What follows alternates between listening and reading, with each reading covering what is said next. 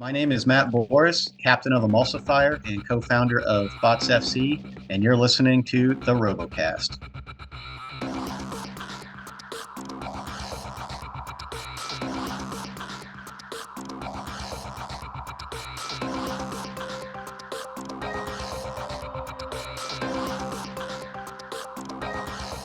Hello everyone, my name is Samuel64 and welcome back to the RoboCast with myself, Steve the AmericanKilljoy, and World of Woodrow. And as you would have heard in our intro, Matt Bors from the Emulsifier team. Matt, welcome, how are you?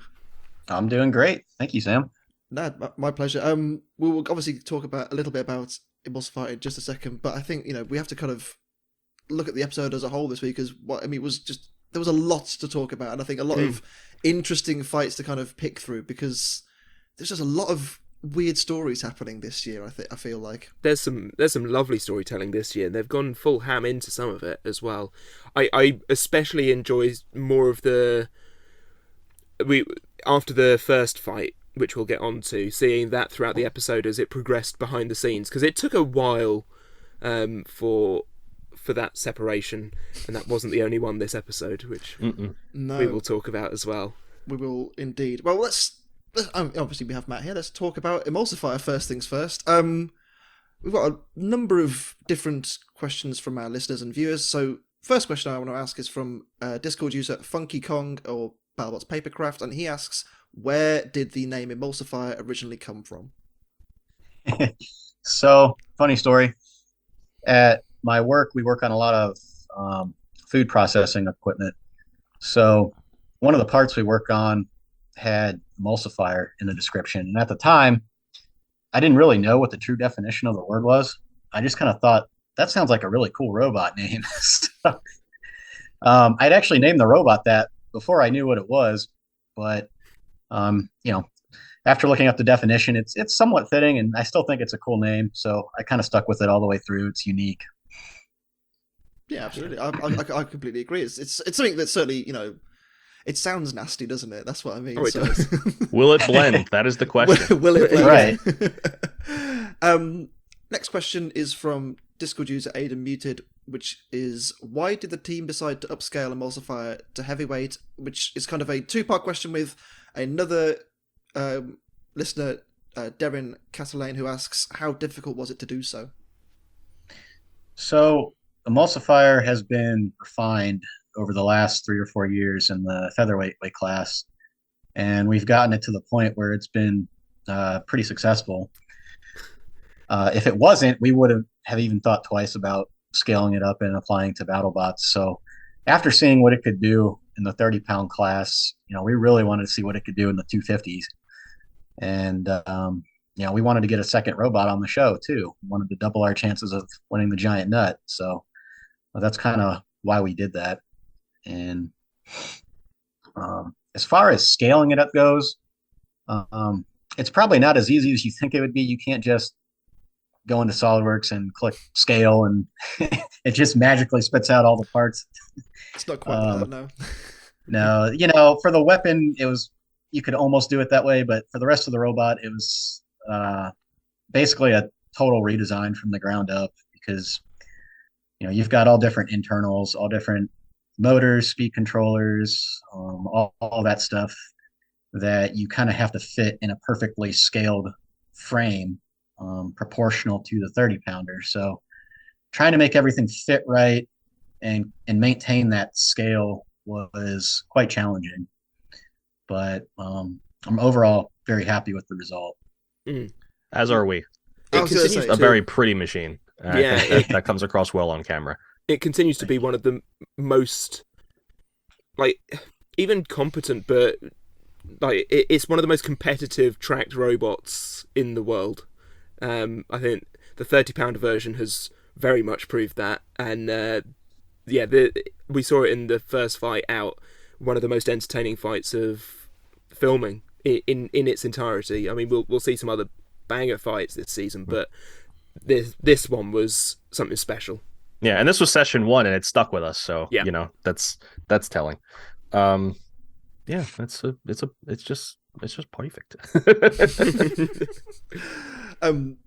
Darren Kesseline also asks, how did it feel to win the £30 division in NHRL this year? Because obviously, since filming ended, you guys went over to Norwalk Havoc and took home the gold dumpster for the featherweights. The golden Brett.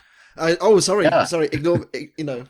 My terminology is not that good. You have to brush up, Sam. Come on. I'm gonna have to. Aren't I? How was winning the big prize at Norwalk this year? Obviously, you came very close in 2021. Was it Right. second place? Second place to Yeah. to Mr. Jameson Go. Last year we had ourselves positioned quite well to win. We were going into the finals match undefeated, and Jameson worked his way up through the losers bracket and managed to beat us twice in the finals. So to come back this year, and essentially have to fight him to get back into the finals match, I thought that might have been the end of the line this year, but we were fortunate to win that match and then get our rematch against Polyester, who we had some technical difficulties with in our first fight with them. But going into that match, we had 3 fresh robots ready to go, and we wanted it bad. So we getting that done was kind of bittersweet after how it went down last year, for sure. And wouldn't have been able to do it without our team as well. Just a lot of help behind the scenes, getting stuff back together and preparing for those fights. Were you keen on fighting JMO? In this upcoming tournament, because they're scaled up versions of the bots that you fought in the lower weight class. I mean, that had to be in your mind, maybe. In BattleBots, in the back of my mind, I was thinking they're for sure going to pair me up against SawBlaze if they know our history at NHRL. Right. But when they announced our first 4 matches, it was kind of a relief not to beat SawBlaze on the fight cards. So, especially after seeing, SawBlaze looked like it was improved quite a bit over the previous seasons. JMO looked like he made quite a few functional upgrades to it. He really wants that title, doesn't he? Does JMO? And ultimately, SawBlaze is a robot at 250 scale, which ultimately has had 6 or 7 years of preparation and cooking time, if you like. Whereas this is Emulsifier's first steps, if you like. Yep. It would have been, I think, not unfair to pair you together, but I think it would have been a bit of a mismatch at the start, certainly. Yeah. A freshman versus a super senior. It's just not equal at that point, at that scale. Exactly. I mean, taking on a Waiachi out the gates is no mean feat either, but No. At the very least it was the one that's had its struggles in previous years, and that means usually very little for the Waiachis, however. But yeah, it's still a tough first matchup, but yeah. We'll get to that in a Yeah, minute, I wasn't thrilled with the matchup by any means. There probably could have been worse ones. Oh yeah. Definitely. Henry Strang asks, after being rejected by BattleBots for the last couple of years, what do you think was instrumental in getting accepted this time? Well, I think overall, just changing the overall appearance and theme of the robot played a big part. The application we submitted in the previous year, I wasn't really too keen on the aesthetics and the overall look of it. And I think there were just too many vertical spinner submissions that year as well. But coming back this year with a complete overhaul on the aesthetics, we made the tracks wider. We kind of gave it more of like a tanky look. And then coming off the success at NHRL 2, I think all those things contributed to getting back on the show. So, and Charlie Hubbard asks, what were the inspiration for those aesthetic changes? So I'm guessing it was just ultimately just more of a appealing design for BattleBots to accept, basically. Yeah, that's basically it. We just wanted to make it more attractive, easier to look at, and something that people were going to remember. Yeah, absolutely. Yeah, this version has a lot more pop cult from it, because of the one previously, there's a lot of blacks and there's some reds, but there's that DNA with shatter on the wheel guards. I see that. But this one, it's just cool. You have like your 8-bit sunset kind of aesthetic, which is cool. Which I should say also carries over to the team gear very nicely, and looking forward to maybe seeing that released. Oh yeah. So the amount of money I've sent to Bots FC already, I feel like I And need to and the commit very more. knockoff white kind of emblem on the wedge where like the weapon is here. Yeah. Don't put your hand here. Love Absolutely. it. No step. Danger. 100%. And well, I think the final question before we get on to some fights is from YouTube I've user just read it. Grant Yeah. Caston. In a world where we eat Tide Pods, you need to put signs. So it's important. It's true. It's true. Well, the question is, how much spaghetti can you fit inside Emulsifier? Which, I mean, I think it's a brilliant question, personally. Do you have to emulsify it first, or can you just put it in just as is? Gee, how do you even answer that? I don't know. I think about that much, maybe That's much. up to you, Who not knows? us. How long's a piece of 350? spaghetti? 350? There you go. 350. Yeah, that's Perfect. About Excellent. 350. Okay, Nice Perfect. round number. Right. Well, we'll that's- take it. I hope that's the answer that this person was looking for. Yes. Let's talk. Thanks for the about question, Grant. Absolutely. We'll obviously have some more questions a little bit later on when we get to Emulsifier's fight, but we'll start off with our first fight of the evening. First And- fight of Of filming. the season. Yes. Filming. Yeah. Yes. Look how clean the box is. It'll never be this clean again. No.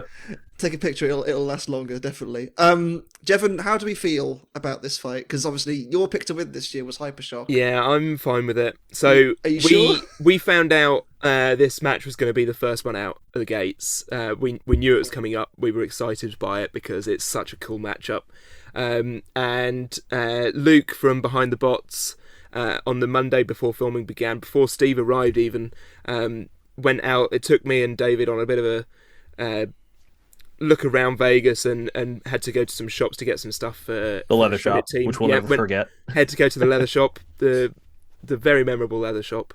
And yeah, one of the places we went was Target, just popping in to see if we could find some air mattresses for the team.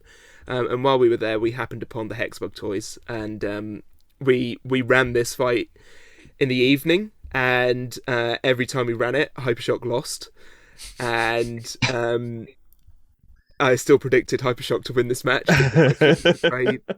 Blind You gotta loyalty. stay on brand. Yeah. And this was definitely a heart over head match for me, but incredibly entertaining fight from start to finish, and the hit, and everyone should know the one we're talking about because it remained in Hypershock for a good few hours afterwards. That was just prime SawBlaze, wasn't it? Like, it was, you know, they got them stopped. I think Hypershock was already very sad because the wheels. You were say spinning. that- They'd hit the wheels, but Yeah. I think they struggled to drive upside down because you lose one of the back tyres. The proportions are all out of whack for how the ears sit on the floor and everything. So I actually remembered differently to how this fight went. I was expecting the wheel to come clean off, and it didn't. It was shredded, and so I'd forgotten that little detail. But yeah, this unstick, well, Did not happen. unstick. No, it was they tried for a good 10 minutes to unstick these two, and they were pulling it all about. You saw bits of that with Hypershock on its side, and we were going, "Oh, it's nearly there." Is it? No, it's not. And yeah, so they called the fight. It was interesting. So we got to hear the whistle in this fight as well, which is new for this year. A communication piece of technology that is just such a simple fix to a big issue. Like, It's almost like refs have those generally. yeah, basically. So to call But the BattleBots refs had them before, though. You know, it's important. call the match to here. pause. Yeah. Everyone can hear a whistle. It's interesting because the box isn't quite as loud as you'd expect it to be. It's still loud, but It's very insulated. The Lexan Yeah. does a good job insulating the sound. so you can definitely hear that whistle from both the audience and from the driver's side and everything. And John Remar actually addressed the audience to say that they were calling the match and the fight was going to the judges. So once again, communication with the audience so they knew what was going on. It was excellent. Obviously, But I will say we dog on poor Hypershock like as soon as the fight starts going SawBlaze's way, it never turns back. But the beginning of this fight, Oh, it was all Hypershock. it looks like Hypershock's got SawBlaze's number to start, and then as soon as they flip over, they self-wronged. They did. Yeah, they did self wrong. Will get that fixed, but oh well. Hey, He tried but- it. He got one. He got Yeah. one. He flipped it back over once, but yeah, yeah. Oh dear. Yeah, Matt, you were Also- watching from the pits. What did you reckon? Okay. You know, you never know what you're going to get with Hypershock. So, Hypershock, when it's on its A game, it can hang with anybody. So I was really excited to see this match, but Jameson pretty much kind of called what was going to happen right out of the gate in his pre-fight interview, with Hypershock getting on its back and Jameson just essentially leaving him there and staying on top of him and not letting him, get himself back over. He did a fantastic job of staying on top of them and just picking them apart. And getting the hammer saw just completely embedded was quite impressive. It was pretty gruesome, wasn't it, as well? That kind of last hit. I don't know what Hypershock's base plate was made out of, but you got to imagine that was sort of AR. Yeah, and I mean, it looked like it was decently thick, and I was quite impressed by that. I mean, trying to see Trey and them pull it apart, I just kind of knew there was no chance. Like, just looking at it, like there's no way they're getting that apart with a crowbar. It was honestly, I saw him walking, and I'm like, the fact that he's just looking at it with a crowbar just makes me think, like, it's the Trey look. Every time he goes in to unstick a robot, it's just like a disappointed father. Like, what did you do? Like, now I have to fix this. What is Trey going to do? I still love you, I swear. That SawBlaze cannot. That's Trey is a force to be reckoned with. It's true. You should never underestimate the crowbar. Guns of steel. There's more than one crowbar. He's got different sizes of that bad boy. Watch out. Okay. Yeah. I will say a couple of things in this fight that kind of stuck out to me. One was when Hypershock was turned over, I actually think it became a little bit more of a threat to SawBlaze's weapon. Because he can climb up then. And hit that kind of weapon module. So I feel like it was... That may well have been part of the reason why he didn't self-right or self-wrong. Yeah. And the other factor was SawBlaze was shredding its tyres. Yes. For those that haven't seen, SawBlaze posted... it was a couple of days before the episode actually aired, but basically doing a little bit of drive testing in the test box, they shredded their new Brazil wheels on a set of Brazil wheels, and like basically were unusable after 2 minutes, was it, or something silly? So they had to drive with a little bit of conservatism, which isn't really it's not intuitive. style. Well, it's not good for the robot style as well. So I was very impressed with the fact that SawBlaze was able to do what it was meant to do properly. I think had the match continued on for longer, we may well have seen SawBlaze ground itself out or something. Yeah. So they needed to get it done early, and I think I wouldn't say they got lucky, because this is like tried and tested SawBlaze. It did exactly what it's meant to, but if the fight had gone on longer, it'd be interesting to see what would have happened. But that's a good point, where like especially that big hit the hit of the fight, you can see all the weights on the other side of the robot, and you see the wheels are tilted off the ground, and it's just there's just nothing going on there. So yeah, maybe had they driven around a little more in the fight, maybe they'd have worn them down to the point where they're just beached on their own body, which is very awkward. That's a very awkward problem to have. So hopefully that would be something that going back to the pits, maybe there's a fix for that. Other than that, we'll see how they go on. But that's a worry for SawBlaze going forward. Driving is very important. Traction's hugely important. You see teams live and die by traction in the box. I mean, that could be the difference between a win and a loss. Just plainly not being able to move on your own free will. So we'll see if he gets it figured out. I have faith in JMO, but we'll see. We will. Steve, I'm going to come back to you for a returning segment from last week, which is next fights. Next fights. Okay, so next fights for SawBlaze will be up against Lockjaw. Ooh. So I'll be keen in watching that. It's looking to see if my one of my favorite machines out there can cause an upset. And then Hypershock's got Whiplash. So good luck with that. It's a true meeting of the minds. I mean, Hypershock's schedule is just hell. Hypershock is... So the team actually put a blog post up about this, and I must say a thank you. They're already aware, but a thank you for...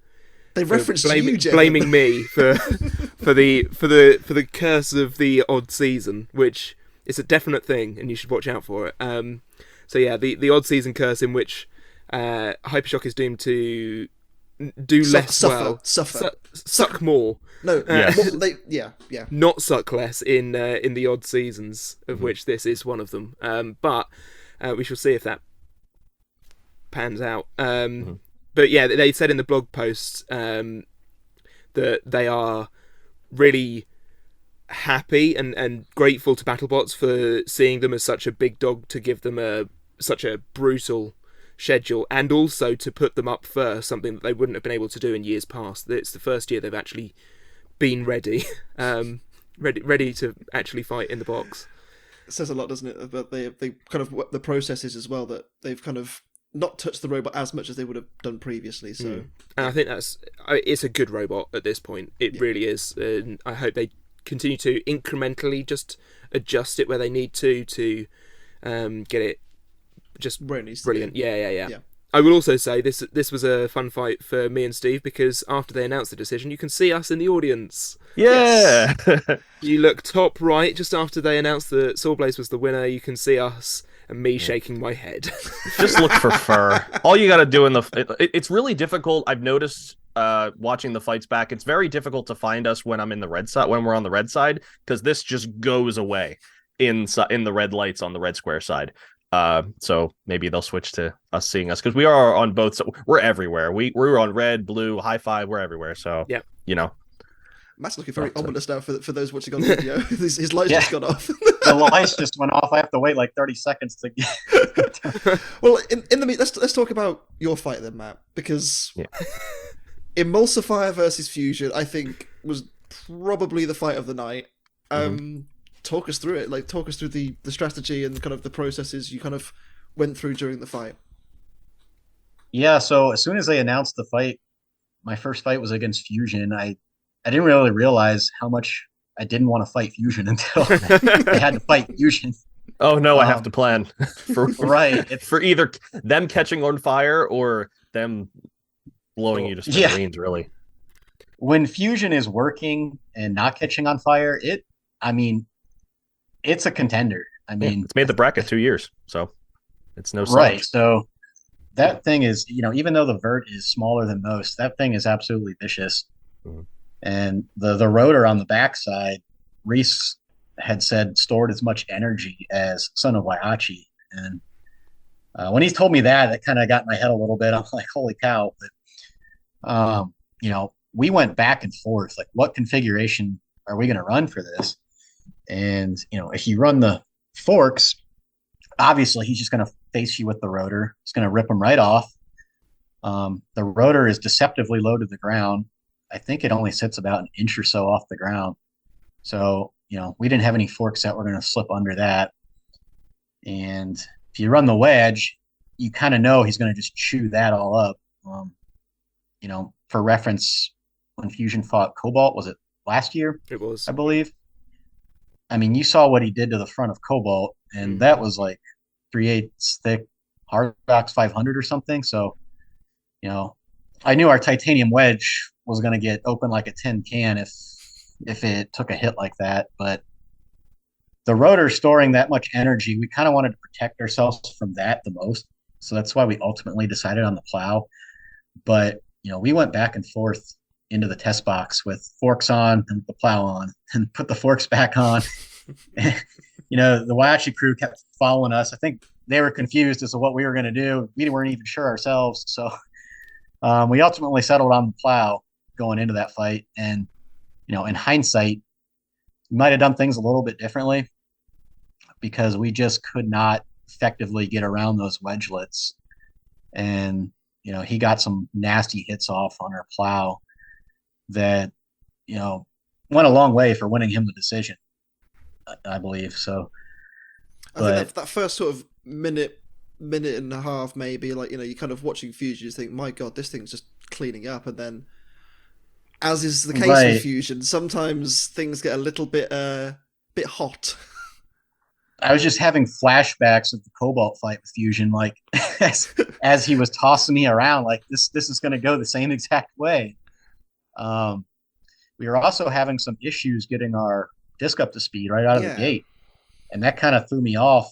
In the test box, it was spinning up beautifully right before the match, but the difference was we were kind of feathering it a little bit, and then we punch it up to speed.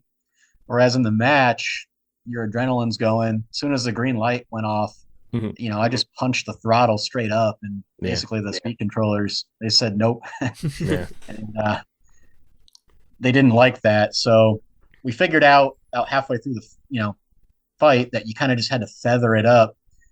and that's something that we're definitely going to look into improving for future iterations. But we were able to finally get the disc up to speed, and then about halfway through the fight, the tides kind of turned a little bit. Mm. I was kind of surprised at the durability of our robot taking all those hits and just was able to keep going. And we got some hits off on our own. They weren't your trademark huge emulsifier hits. We weren't able to just get that knockout blow because our wedge was kind of keeping the disc from getting a good bite on him. But we were able to graze his frame a little bit, and It starts kind of peeling up at the front, right? It was like the kind of, I don't know, kind of this corner here, if you like, where on screen, like the kind of top left, if you like. Yeah, we started to peel up the top cover, and after the fight, we went and looked over at Fusion, and it looked like we hit the front wall there a little bit, and it kind of bent it back. And since everything's so crammed inside Fusion, Reese had made the comment that I think it crushed one of their batteries or something, and maybe that's kind of what led to the fire. But had we been able to, in hindsight, if we weren't even running the wedge at all, we would have been able to get a much better bite on their frame. Maybe things would have went a little bit differently. But, I think for future iterations, we'll probably have some more configurations that are better suited to a robot like this. And, but overall, I'm pretty happy with how the robot held up. It took Fusion's best shots and it kept going. It's a hell of a durable robot. The spinner kept spinning for the full 3 minutes, which isn't the case on. There's a lot of verts who won't have that durability for that amount of time. So it's really impressive. And I would say if you're looking at this as is it a good loss or a bad loss? It's a hell of a good loss because though it's a unanimous decision, it's still a close fight. And right. If you're going to go out, that's the way to do it, I think. So yeah, 100%. Definitely. 100%. Yeah, we do have some more questions, obviously. Jevon, do you want to take these ones? Yeah, I've got to open up my iPad again. Here we go. So, the YouTube user Osario Avatar and Jacko Bolter on Facebook asked, having a new machine, did the match go as you expected, better or worse? In terms of resiliency and just how the robot held up, I was kind of surprised myself. Like, we built it to hold up to everything. The featherweight holds up pretty well as well. And but some of those hits were next level, and I've never taken hits like that, even on the featherweight, really that much. So to see it still hold up, I was very happy with that. Yeah. And like I said, if we're gonna lose, that's the way to do it. So yeah. SFC Jack on Discord asked, what was the biggest lesson you took away from that fight specifically? I think we could have done better preparing for the fight. Just preparation and having a better configuration for a robot like this in general. We only had either forks or a wedge or nothing at all, essentially. And I think we kind of need some sort of hybrid configuration for a robot like this. So, first robot, we basically didn't have enough time to do all that this time around, but hopefully we'll get the chance to do that. Yeah, in the future. And the last question for sort of post-fight stuff is from YouTube user JLaw808. I hope I'm pronouncing that right. How long did it take to put out the fusion fire this time? Yeah, Jevon and I sort of know this answer. Yes. But if memory serves me right, it was on fire for a good 10 plus minutes. Yeah. Dumped 2 or 3 fire extinguishers. Yeah, and they had the full snake tube out, and I think Chris and Kenny did some catching up of like talking to camera stuff in the meantime, just to clear all the smoke and everything. But yeah, I mean, it was right after the fight ended. I mean, it just went up. And yeah, I was hoping that the judges would see that, and that would kind of favor us. Lasting impression. Yeah, it wasn't quite enough, but yeah, it was quite the show. In fact, I still have a naughty photo. It's funny, like whenever I see that kind of giant snake come in, it just reminds me of for those that this is an extremely off-topic reference, but like if you remember back when you're like a little kid and you watched Teletubbies, it reminds me of the Nunu. Sure. And that's what it reminds me of. Sure. Yeah, this was Going after about the tubby custard. It's fine. Exactly. this was about 5 minutes after the fight. Yeah. We were just sort of sitting there, and it's still full of smoke. And they have ventilation in there. I mean, Yeah. it's a negative airspace, It so just it's supposed to kept clear, going. but it's just such a big area. I will ask one more question. I will notice in the episode, everyone noticed in the episode, I'm sure that the Fusion team seemed quite surprised by this decision. Were you surprised it went this way? Do you think you had done enough to win, Matt, or do you agree with the judge's decision? Honestly, I felt like I got my butt kicked pretty good the first half of the match. So in the back of my mind, I thought the decision was going to go Fusion's way. But, after seeing how surprised they were and after rewatching the fight over and over, I kind of could see how it could have went either way. I had a lot of people saying they thought I won. Mhm. And, I think the judges probably got it right. And Did I you wasn't consider gonna the appeal? Not really, because Okay. it was our first fight and the decision was unanimous. If it was split, maybe I would have considered that. Yeah. But a unanimous decision is going to be a lot harder to overturn than a split decision. Harder to flip more than one And judge. it was our first fight, so I figured, we I better. actually, so I was saying before we started recording, I have a note on this fight about the judge's decision. I was trying to work out whether we had been told the decision or whether I had a best guess at it, and Matt told us that he hadn't seen the judge's card on it, so I'm going to guess it's a best guess of what the decision was, and I went damage 3-2 in favour of Emulsifier, because a big fire like that taking out a weapon system and partial drive is going to favour But he could Emulsifier. still move. Reese could still move, could he still says. move. Even though any Kind movement, of. Yeah. any movement matters now. It's not just I had thought translational. Fusion's drive had went out because It's at amazing it the end of the didn't. fight, they drove away and just kind of stopped for like I a good think 10 seconds I think and that we're was just tactical. smoking. Yeah, I think And they you heard me on camera. I was like, count them out. yeah, I was going to say. I had thought they died, but I guess they just drove away and were waiting the clock out. So I think that you're right. I think what happened was they drove away to kind of stay away from your weapon, and then Right. when they needed to move, they just move again. I think that was Yeah. kind of right. And then I went control 1-2 in favour of Fusion, aggression 1-2 in favour of Fusion, because they had some really aggressive moments throughout the fight. I mean, even there's still one or two engagements after the fire begins in which Fusion gets a good lick in, and it's just like, this fight is still going. And I think some of those impacts where Fusion flipped me back over and my disc would contact the ground and send me flying off even further. Yeah. Looked a lot worse than they really were because of my own weapon. yeah. That one fight where I launched myself essentially up onto the shelf Yeah. after he flipped me back and my disc hit the arena floor. That was And very. I just And the went flying. poor ill-fated sign, the Oh, poor ill-fated yeah. sponsor sign. It deserved. But better. I mean, that shows you how much energy is stored in my disc if I could just land a clean shot on somebody. So absolutely, absolutely. Steve. Yes. So I Next will say fights. Fusion's next one, but we'll save Emulsifiers for later. Okay. So what we'll do is we'll say Fusion is fighting Witch Doctor next. Rough. Tough So matchup. good luck. Tough Ugh. matchup. But as we've seen, Fusion has a very good ground game, and it has it's so difficult to prepare for. Yeah, and Witch Doctor does not ground game. It And does not. Fusion's historically.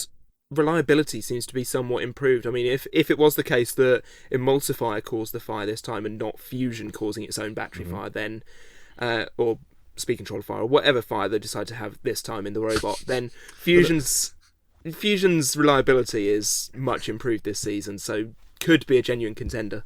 100%.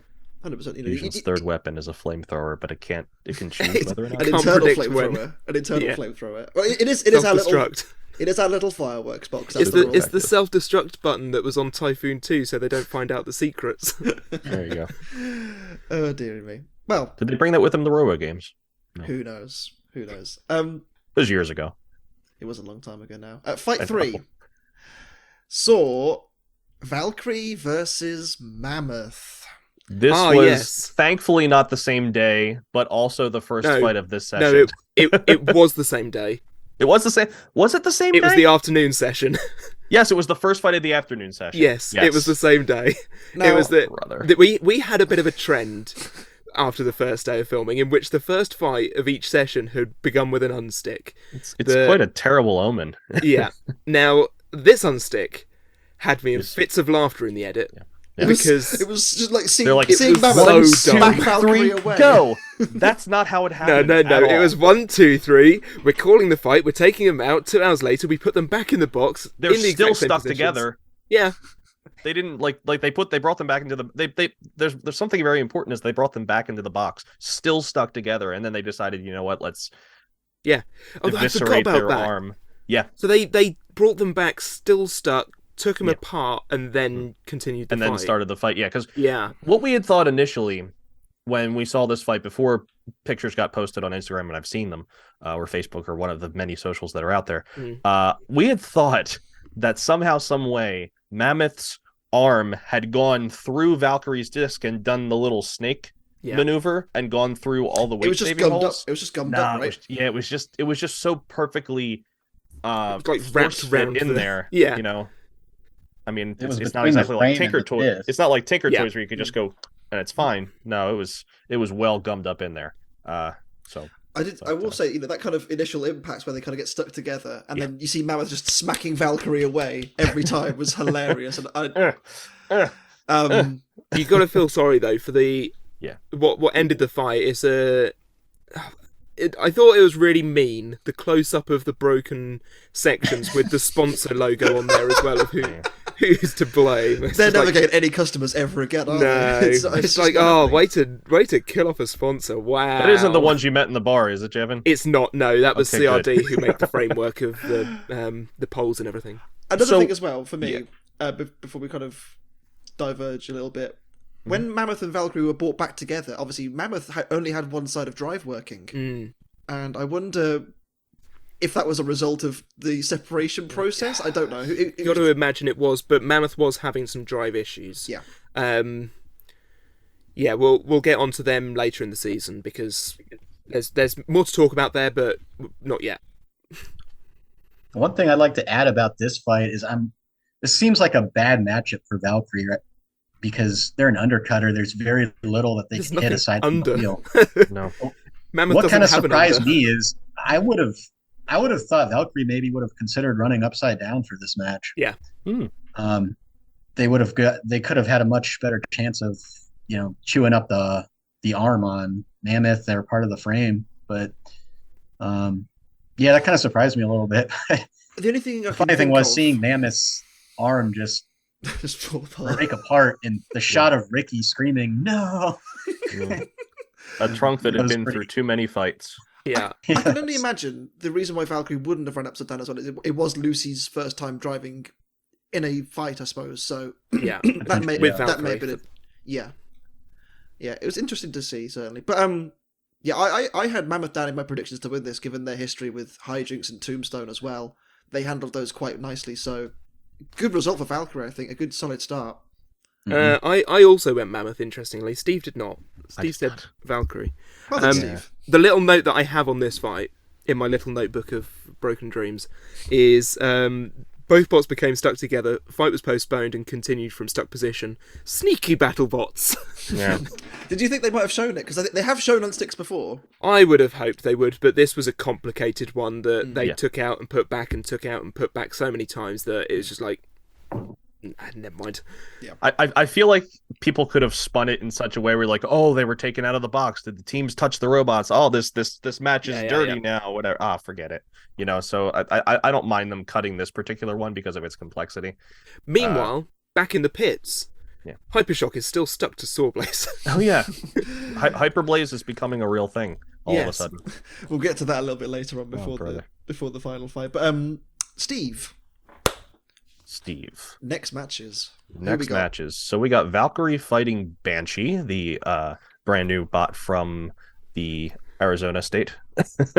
And then we got Mammoth fighting the very new and pretty and terrifying Star Child. Big boy fight. fight. Big boy fight. Tough matchups Yes. for both, I think. You'll see a lot of that. I'm not sure how they're going to attack each other, or what Star Child's going to hit, or how Mammoth's going to we'll see. We'll see. It's gonna be an I'm interesting really fight nonetheless. hoping that the selection committee got all of this out of their system this year, so they don't have to do it ever again. Yeah. It's like, yeah, there's some really strange fights that you're just like, really? Yeah. Fight number 4 Mhm. sees Whiplash and Mad Catter. Oh, I'm so sorry, Matt. Oh, Not you, Matt, no. but Vasquez, Matt. One of many Matts. So from what I understand, Mm-hmm. the weapon on Whiplash died almost immediately. It was Yeah. a brushless problem. Obviously, Whiplash this year was. is an all-new machine. Called Mangles. Call Rory Mangles because he's in trouble. How do you Vesk? Well, Please, my Vesk, help him. I think that's literally pretty much how the pits were this year. There was a whiteboard Yeah. in the pits that had people who can help. Top of the list was Rory of Vesk. course, Yeah, how you can help, who It was- you it are, was- and how you can help. Yeah, it was Rory Mangles. Vest King. No, or something like that. yeah, knows what a Vesk is, or knows how to fix Vesks. Something Next like person that. down knows what a Vesk is. Next person down knows what a robot is. It's like he just kept going like that. Doesn't know what a robot is. Doesn't know what people are. It's a great whiteboard. Devolved very quickly. If I can, by the end of the season, so I don't want to spoil anything, but we'll find whoever has that photo, because one of us took a picture of it, Yeah. and we'll post it on the RoboCast Facebook page, because it's a wonderful whiteboard. It really is. Back to the fight quickly.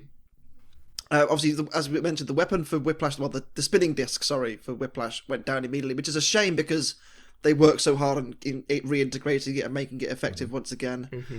And for a while, Whiplash was doing all right. It was kind of keeping Mad Catter at bay. The Mad Catter wedgelets, if anything, kind of sort of like what you were alluding to earlier, Matt, with the Emulsifier, kind of kept Whiplash away. It wasn't getting underneath; it was kind of holding Whiplash away.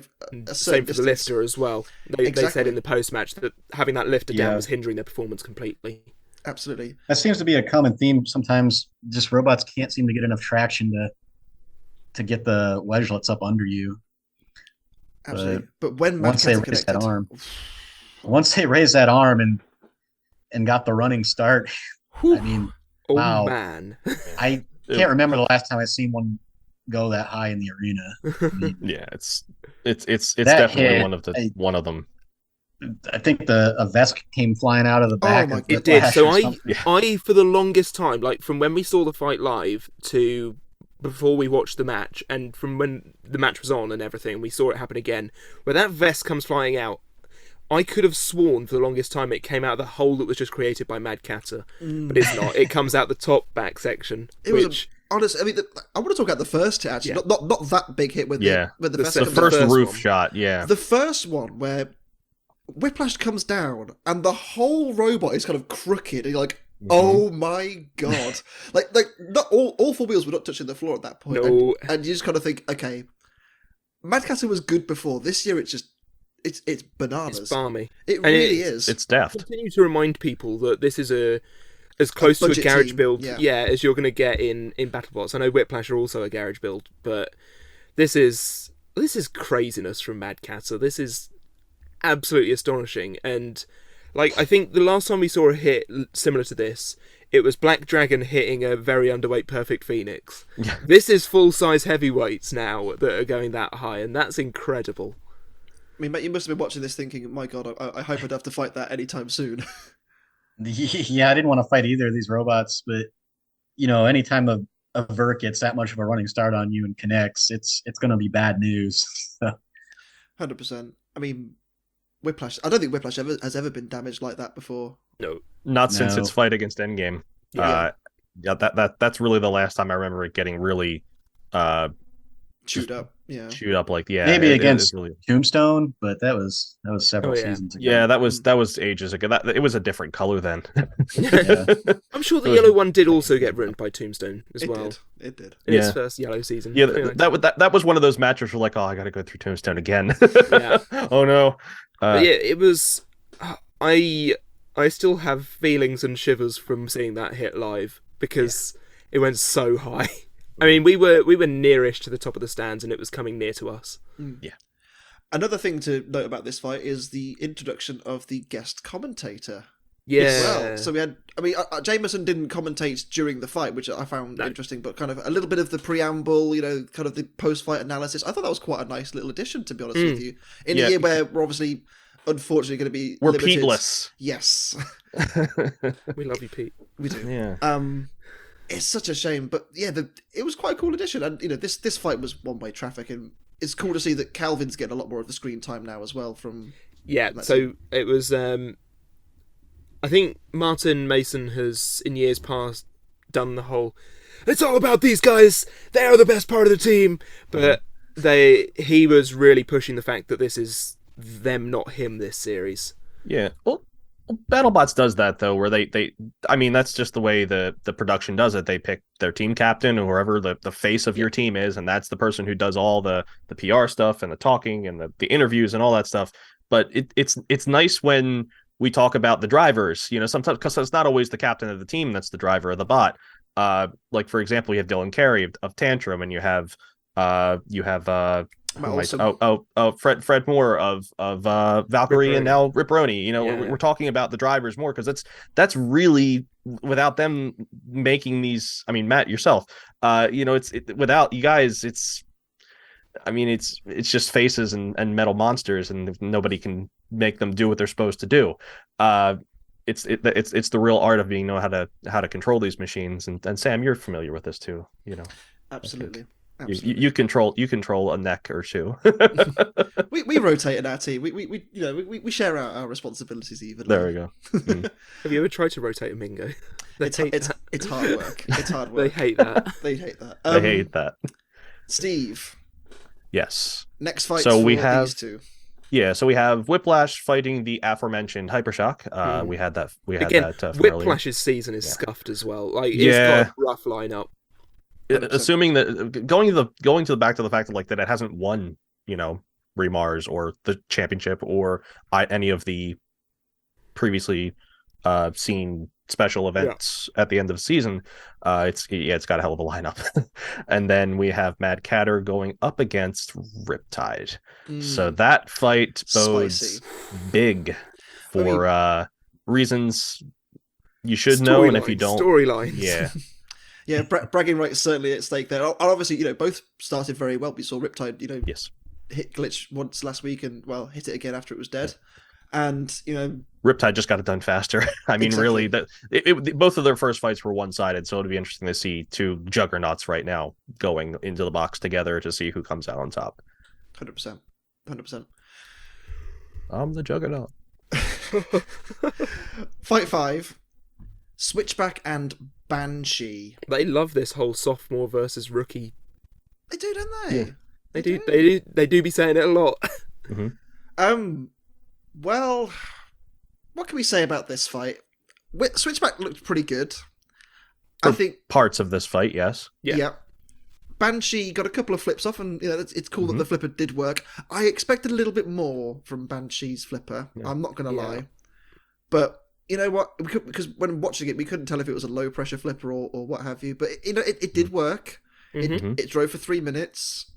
For its first outing, you got to say again, kind of like yourself, Matt. It was kind of like a bit of data gathering, see what's working, what's not. Obviously, that team are familiar with this style of robot as well. Yeah, it was a good fight. They were unlucky to have had the front of the flipper torn up quite so early. Within like 10 seconds. Yeah, there's just it's just so hard to flip without the forks on your arm. If you look at like Switchback shape, the whole front section, there's a big square of the robot that is empty. Basically, it's got the weapon in it, I suppose, but you're not flipping that, and so you've got to try and get round to the sides and back, which is tricky for a robot that has improved its mobility no end.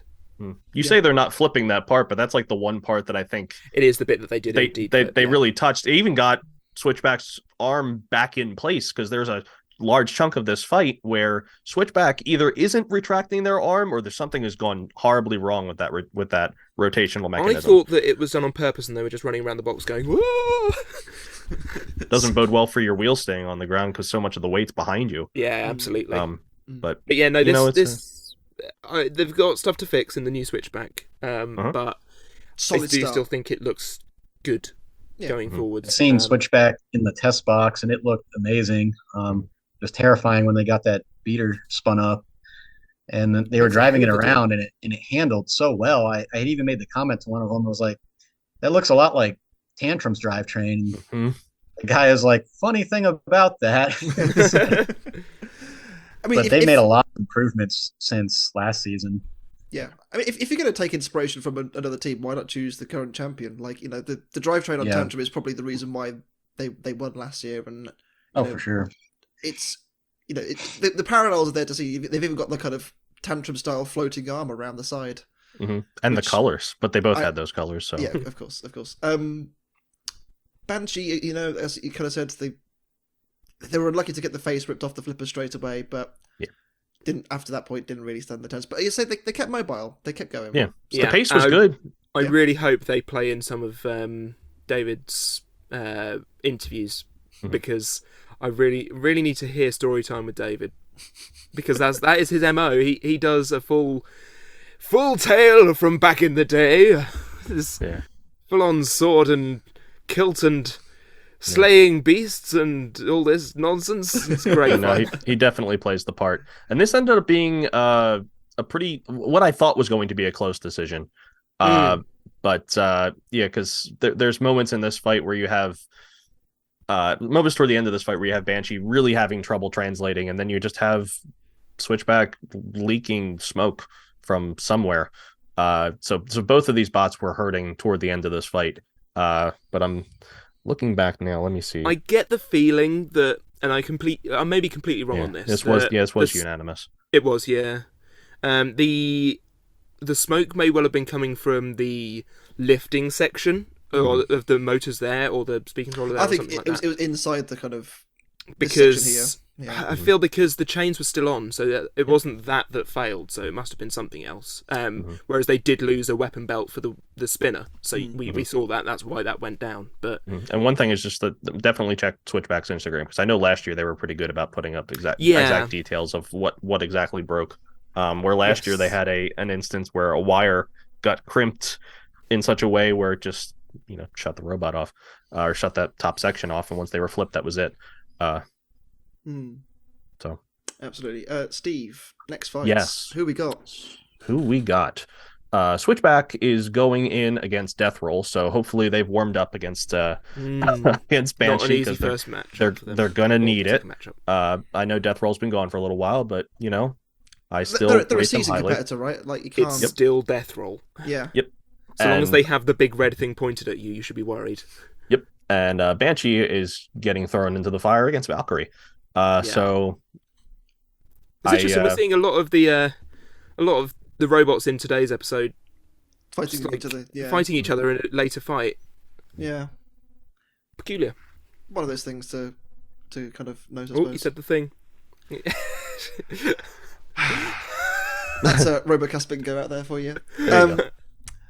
Next up, our penultimate fight of the night saw Big Dill and HiJinx. Oh. Yeah.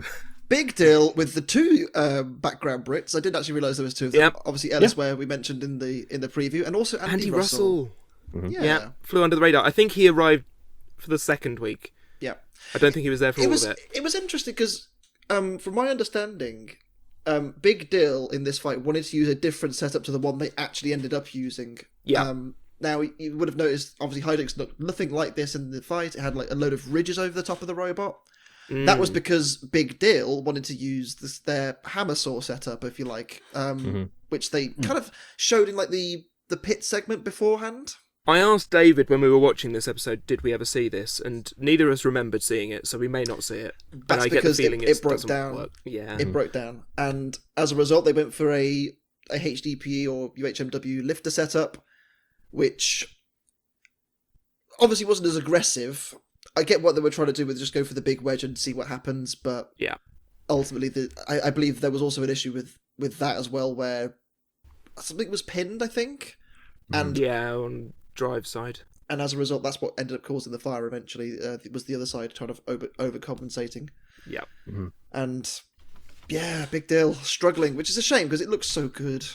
Yeah, it looks so a lot beautiful. cleaner this time around. And we had no with them going full hammer saw, you don't have a weapon on this robot that can really dish out hits. because they went so full into the other weapon module. So, and I guess it was too close to fight time to make a change. This was a very cagey fight. I was curious why HiJinx started this fight in reverse.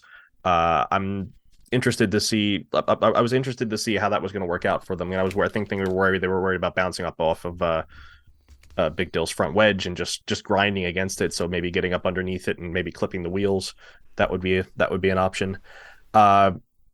I will say HiJinx does seem to move better in this fight, but they're slipping. I see the wheels peeling out continuously, and it doesn't improve in the fight, and it doesn't help when your weapon goes down after they get flipped upside down. And Big Dill does an okay job trying to corral them into the side, but Big Dill at that point had already lost one-sided drive, and it wasn't moving very healthily. And then this fight just kind of happened. It kind of petered out towards the end. Yeah, and then HiJinx gets up and over, and then a spicy pickle. We got fire, and well, that was curtains for Big Dill, and HiJinx squeak out with a win. Absolutely. Matt, obviously you would have seen this from the pits. What was kind of your take of the fight between the two? I think I missed this one, but in the pits. But yeah, like Steven said, I was a little surprised they were leading with the tail as well. It seemed like it'd be really difficult to try to win the match that way, but trying to get under them and then turn such a wide robot around to get that wheel shot seemed like it'd be really difficult to do. But I mean, they got the win, so something locked up in Big Dill and cost it the match. But yeah, you pointed out that HiJinx does seem to have a little bit of traction issues. But just by nature of their design, they can't really add magnets to that. So no, they you can't exactly put magnets what it on is. The spinner. Right. Yeah, it's a bit of a strange one to kind of a strange problem to troubleshoot. There we go. I got it eventually. Weight being in the middle, it almost like it in a way almost kind of makes the wheel, like in a way it would make the wheels kind of come up off the ground because so much weight's centrally located on that robot. Yeah. So in a way it can, I don't know, it's tricky. it's a tricky. It almost makes the whole decision. Robot glide a little bit more than it a little bit maybe should. So yeah. I feel like I'm hard on this machine. I just want to see it. I just want to see it yeet something because that weapon is huge. It's got so much potential. Has HiJinx. They went for a different style of weapon as well. Sort of like it was a strange shape. Yeah, it was like a very a trapezoid. Yeah, yeah, it was very unusual. I think they've had issues with their weapons bending in the past, and that's why they absolutely did that. But I could see doing that against a vert, but Big Dill, they probably could have gotten away with something thinner. But regardless, it's really scary. So yeah, and with how long the blade is, they don't want to cut their own tail off if it gets bent. Exactly. Yeah, absolutely. Yeah, kind of not a lackluster fight, but sort of a little bit of a weaker fight towards the end of the episode. But Steve, yeah, who's up next? Before we do that, okay, go on. I think so. When we watched this, we thought, is this going to end up as our supporters fight for Facebook going to come out on a Sunday? But we then later found out that I believe all of the fights are coming out in the episodes, and so no cut fights. Yeah, it's a positive because they get the sponsorship airtime that they all deserve and everything, and need to be able to fund the robots and everything. Right. So, we're gonna have a few slower fights. We're gonna have a few. I'm gonna say less good because the quality of fight this year is extraordinary. There are going to be some that aren't quite so extraordinary, but they're still decent matches. Yeah. And these were also first fights out, so yes. Teams go back, they make adjustments, and this is this happens. We see this constantly in this sport, and previously stuff like this was cut, but we see it all, and that's part of the sport. It's not always glam and showy and things ripped asunder. These matches happen, and you still win them. They still show up. Maybe they're not as strong when it comes to a committee standpoint, but I mean, it's still a win. And so 100%. Okay, so Big Dill are going up against Scorpios. Don't know what Scorpios is going to run against them, but that's curious. going Tough forward. fight. I mean, they both have a lot of alternate setups, haven't they? So it could be quite interesting to see. And HiJinx has a very difficult looking fight, just geometry wise, is against Captain Shredderator. So as long as they outlast them, they should be okay. But I sense a very similar Tombstone like problem fighting against Captain Shredderator. So we'll see how they deal with that. Yeah, it's not really a matchup that it's a fight them. They should win. So we'll see. I mean, who knows? Shredderator could get a wheel and it could all go the Nave's way. So that's what the sport's all about. You don't know. you know going in maybe, but once this fight starts, who knows? Once those doors are locked, anything can happen. And at this point, Hypershock and SawBlaze are now separated, and we have HyperBlaze, which is excellent. Yes. That was a lovely little segment as well. That was so, obviously we know Will is a entertainer and wants to ham it up as best he can do, and JMO very much the same in recent years has kind of grown into that role. And yeah, it was a fun. I think that's part of why I didn't not like that fight. That's I'm going to say that. It's because as I continue to keep saying, Hypershock, even with its losses, tends to be entertaining, and this certainly was. 100%. They lose well. They do. They do lose well. Well, our main event. I don't know if this was losing well. Fed to the wolves. necessarily.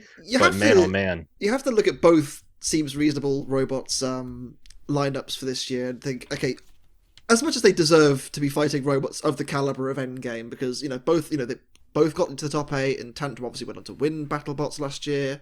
Mm-hmm. Rough draw for Blip out of the gate. Really, really rough draw. Endgame is, exceptional. But it was a top 8 machine. Exactly. And so it's going to be fed top 8 worthy robots. Exactly. I will say as well, I want to kind of point out Blip's little snoot attachment. Mm-hmm. Nice idea. Didn't really get to see it used, but it was a nice idea to try in the first place. And it was very... Endgame never got up to even touch them once. No. No. What can we say? The piano keys got ingested. Yeah. Do not eat piano keys. No. You saw it. It didn't go well with Endgame, so don't do it, kids. Yeah, Blip just completely... you're looking at those wedgelets, I believe Aaron Hill designed them. They have like 2 degrees of freedom on them. Like they can pivot and also slide. So they're kind of unique, but I thought Blip would stand a chance of getting under Endgame. I was really surprised that Endgame's ground game was just that much better, but that's kind of what won them the whole fight once they got all those wedgelets ripped off. Yeah. I think Blip did get under once, and then but they missed it. It was like they were stuck against half the wall. The forks were under, half them were over, something like that. But they couldn't get Endgame. That happened. I think. Onto the footing. Something like that. Yeah, you had a very weird. It's like a very weird kitchen gadget when you put 2 forks together. It doesn't really. Yeah.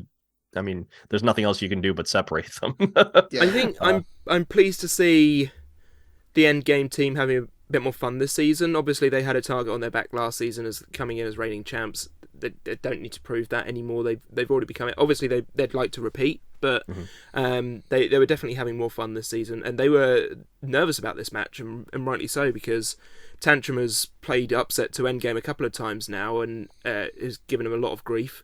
And so to have another team seems reasonable robot come in and say, "Oh, hello, I'm going to fight you today," they're going to be panicked, and especially one that can turn them over when they haven't had to test out the self-writer. Mm-hmm. And they start this fight out so tentative, the both of them, because no one knows how this first engagement is going to go. And then once Endgame starts getting a few licks, and we stop having that standoff happen. Once the keys start to get ripped off, and there's a wonderful 1360 that happens or something like that. Is that even something you can do? Yeah, it flipped like a quarter. It was a beautiful sight for Endgame, maybe not so much so for Blip. There is a moment where they use the pulverizer very expertly to kind of separate the robots, to just give it a chance to breathe and reset. But I mean, at that point, I think strategy kind of went out the window. I had a suspicion while watching this fight that Aaron just kind of got to the point where I'm not getting around them. They're just too they're pivoting too well. I have to go, and hopefully I get up underneath them. Maybe by sheer luck I get up under their forks. Because if you're just trying to pivot and move around, I mean, you're getting aggression points, but you're not really getting anywhere in the fight. And it's a shame that he didn't get up underneath them afterwards once the key got ingested, because Endgame's basically dead at that point, weapons wise. Yeah, All he has can to it do is get around them, Yeah. and then they'd have to test that self-righter finally, and it just wasn't meant to be. There was a lot of tension and just it just didn't happen. I wanted to see Endgame go sky high, and it just wasn't meant to be. Maybe one day. I mean, there aren't many flippers in the field, but I mean, Hydra did it once last season, and yeah, and it landed, didn't it? Yeah. What I wanted to ask Matt actually was, obviously you and the team run a vertical spinner now. Mm-hmm. When you look at Endgame Fight, like, what makes it so special? Is it all just ground game, or is it more than that? A big part of it, I think, is ground game. Endgame came out with some ridiculous number of piano keys. We had like 15 or 20 of them on there, and some thinner forks mixed in. And when those robots went head to head, Endgame was just getting under Blip, and that's just gonna be bad all the way around for Blip. But Endgame's also very maneuverable. I think they also added magnets this season. They're very good drivers and very good on strategy as well. So, I mean, it's just a really solid robot. Both of these are. So if they fought 10 times, I don't think Endgame would win 10 times, but Endgame got him this time around. I think Aaron Hill, right out of the gate, he kind of crept up on him and then tried to do like some backspin maneuver to, I think, throw him off and get around him. But Endgame kind of caught him on their side there, and I think from there it just became a big scramble, and panic sets in. Blip's a amazing machine, and Aaron's an amazing engineer, and it's deceptively small. Once they take the bumpers off the sides, that robot is very small, and for how complicated it is on the inside, it's very reliable and durable. Absolutely. So I think we've reached a point in the sport. Oh, go ahead. All I was going to say is, I think what could have benefited Blip, actually, I wonder if ingesting the piano key was a bad thing for Blip. And my theory is, I wonder if he was trying to get Endgame to gyro enough so it could land on the flipper at that point, but we're never going to know, because obviously it didn't happen. Steve, sorry, you were going to say. And then we see Endgame come back with a counter-rotating disc that it'll never gyro. Yeah. This is really the next evolution of the sport. Is there's got to be a way to punish people who play the ground game like this, and that really, I don't think there really is a bot that does that yet. There's no weapon that punishes people for running 20 forks or 20 piano keys on the front of the robot to scrape the paint off the floor, basically. Run magnets to suck themselves down to the floor surface to make it so that, like, they're basically almost glitching into the floor, video game style. I think there is, like Fusion might be kind of an exception to that.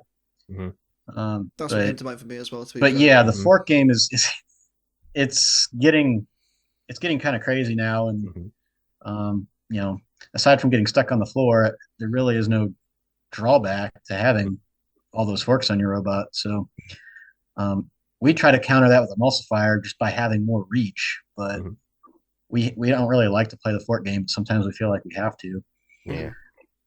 I think long forks are not the answer to combat robots in the long run. And I do, however, think kind of what Endgame ran in this episode, a sort of composite wedge almost that's made up of lots of little wedgelets. We're going to see that more and more going forwards, because it's almost as if it's molding to the shape of the floor in a way that you can just always be touching it. And it gives them the maneuverability as well. Obviously, we saw before when they used to run the super long forks, and they fought people like, they are Endgame, Hydra and Whiplash before. They fight themselves every match. They do. They do. You get what I mean? Like, it's just a sticky situation to fix. Yeah. But a good win friend game. Blip obviously will have to kind of come back and rethink. Yep. Steve, lick their wounds and come back. Who's next up for these two? So Endgame get pizza. They're going to get Ripperoni, and we'll see. Well, I was just talking about having them having a counter-rotating weapon. They're going to have to fight a robot that has one. counter rotating flywheel rather. Right. So that'll be a fun fight, and then we move on to Blip's next opponent, which will be huge. I have no idea how this is going to go for Blip. I think this favors huge because it's just the size difference. Like, where is Blip going to flip them? It's very that's similar. what I thought going into this fight. It's very similar to, like, over here there is a robot on the live circuit called Gabriel, and Are you mentioning the Ripper deck chair? well, that's the. I was going to bring it up. I was thinking the same thing. That's the only thing I could think of, because where do you flip huge? Like, you can flip the wheel, sure, but like, so Ripper attached this big box section, what looked like a deck chair, to the front of the I remember this flip now. Gabriel, and it got absolutely cleaved to bits. Yeah. So does Blip run something similar? Do they try to run something that reaches huge? Cow catcher, 100%. Right. It's the only solution, surely. Yeah. Yeah. Well, that brings us to the end of the episode, but before, Matt, we let you go, we want to talk about your upcoming fights. Malice, Banshee, and Quantum. Talk us through them. Like, what did you kind of expect going against the three of them? Obviously, we can't talk about results, of course, but... Right. Sure. So, Malice is obviously terrifying with that huge disc, and now they've added those. They can run forks if they want to. So it's again another.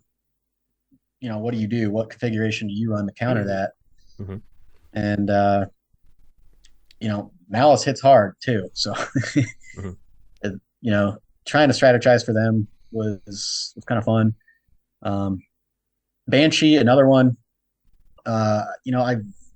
I don't know if I've ever fought a flipper, even with the featherweight. So that was another fun one. Trying to strategize for. I had watched a couple of their matches leading up to that, so had a kind of. Did you watch any Kelpie fights? No, I did not. I didn't. I wasn't even aware of his smaller robots up until then, but they're pretty cool. I looked at them since then. And Quantum, funny thing about Quantum is when they were announcing our first four matches, I looked over at one of my teammates, was like, there's one robot in the whole field I don't want to fight. It's Quantum. Sure enough, Quantum's on the fight card. I'm like, oh man, this is gonna be. Do you know what's funny? You got mind jacked. We spoke to the Quantum team last week, and I think they didn't want to fight you either. I think the feeling was mutual.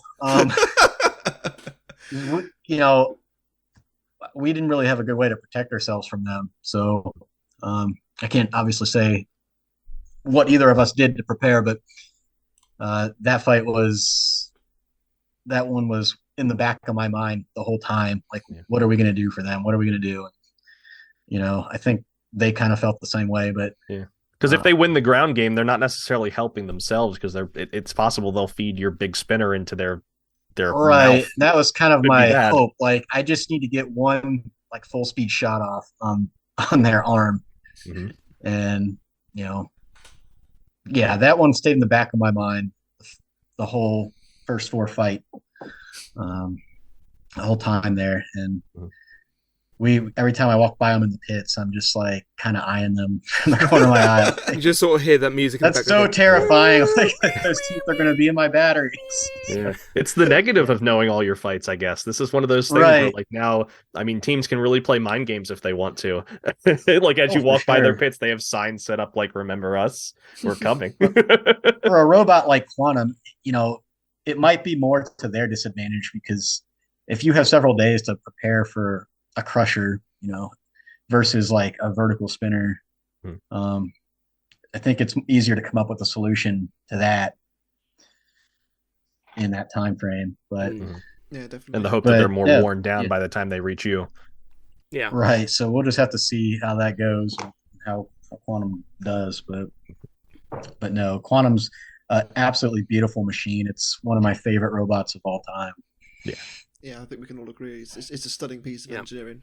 Likewise, but I do have a soft spot for Emulsifier. I can see that little Lego robot there. Couldn't tell.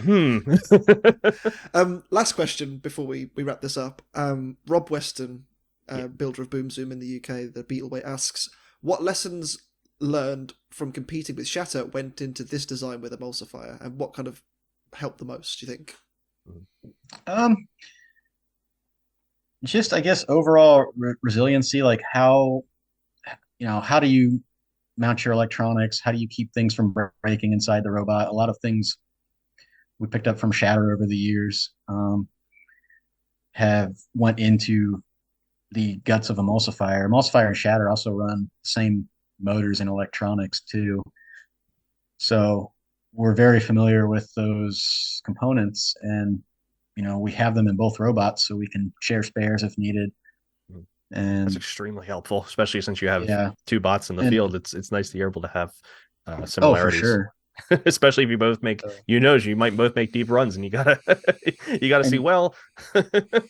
Yeah, and Shatter kind of with all the ablative armor. That's another thing we've kind of implemented into Emulsifier on the heavyweight one a little bit. For example, our treads, we run two treads on each side, That's just and clever.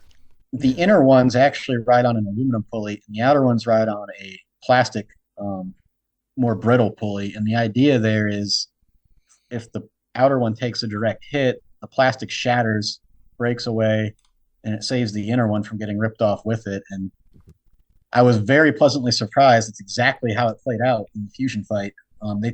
Both of the back pulleys took direct hits and took the belts right off, but the inner one stayed intact. If it had just been a standard like 4-wheel drive robot, those back wheels would have been gone, and we would have been in big trouble. But so people always say, like, what's the advantage of treads over 4-wheel drive? But that's kind of one of them, using the outer ones as sort of an ablative armor. So There you go. Yeah. Well, brilliant. Well, Matt, thank you very much for coming on and talking to us. It's been an absolute pleasure, and good luck for the rest of the season. It's been really good talking to you. Yeah, it's great having me on, and I appreciate it. Absolute pleasure. Well, with all that said and done, I am SamElliot64. I am Steve the American Killjoy. I'm World of Woodrow. And I'm Matt with Bots FC. And the three of us will see you next week for more BattleBots action. We'll see you then. Right. Oh, Hey, guys. it's beautiful.